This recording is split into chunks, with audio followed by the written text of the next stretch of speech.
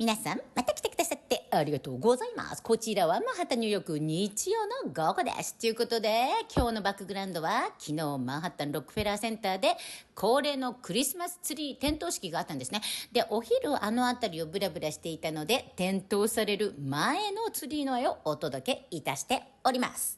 ちょうどね、今日のね、動画はね、イベルメクチン。今ね、これね、癌を治す薬っていうことでね、すごいね、話題のものなんですね。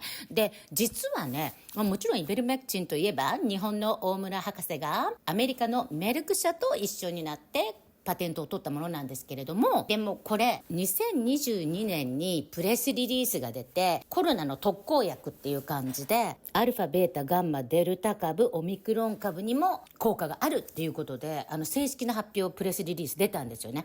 でそれからやっぱりこれガンに効くんじゃないかっていうことで、要はね、私が見た今日挙げるのは、前立腺がんのフォースステージでもホスピスできることはない、ホスピスへどうぞって言われた人が良くなっちゃったっていう事例を挙げます。私が最初見たやつは脳腫瘍今脳腫瘍にすごくこのイベルメクチンが使われてると。なぜかっていうと、やっぱり外科手術って難しいじゃないですか、脳だと。でそれがイベルメクチンでどんどんこうちっちゃくなるっていうことで脳腫瘍にすごく使われてるっていうのを見たんですね。でこれは大村先生の日本のプレスリリースだと、要は侵入抑制と複製阻害っていうことなんですね。で私が見たアメリカ人の方のやつも要はがんっていうのはバーッと広がって、いろんな人間の臓器の栄養を取っちゃう、パラサイトですよね。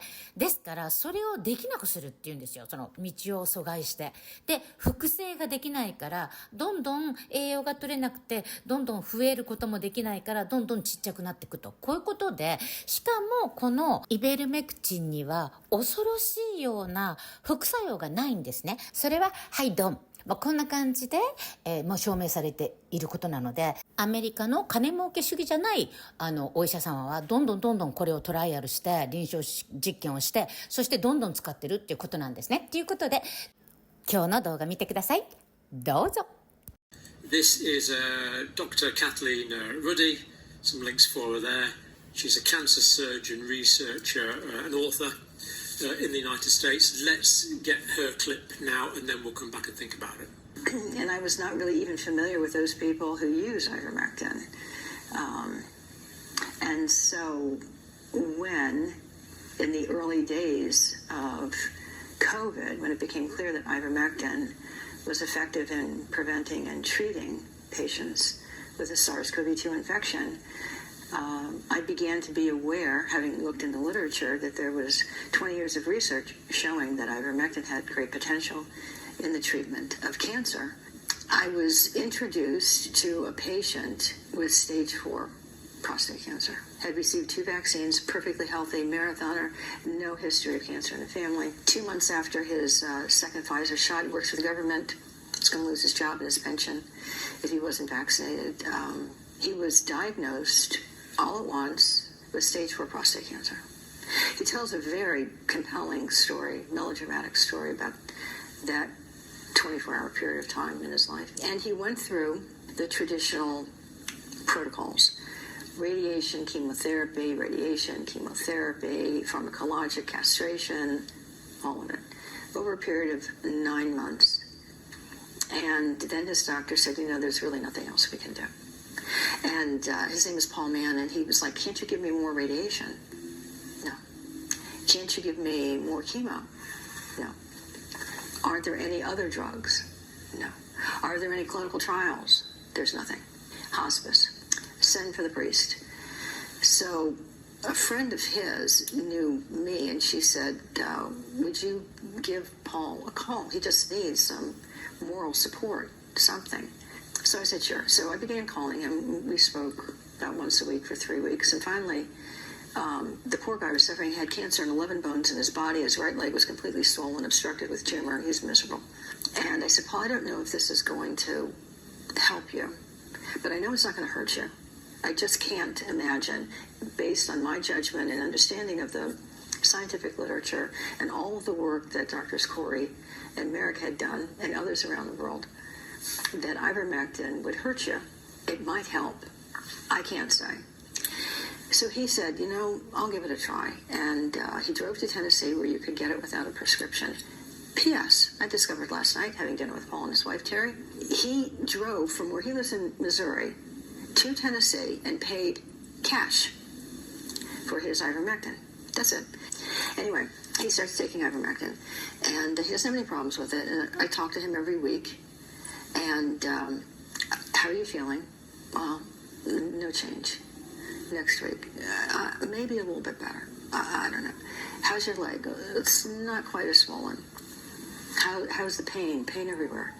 Maybe a little bit better. Slowly. Not getting worse. Not necessarily getting better, not getting worse. Fast forward. 2-month follow-up appointment at the clinic. They didn't expect to see him. Okay, so Paul, he's feeling a little bit better.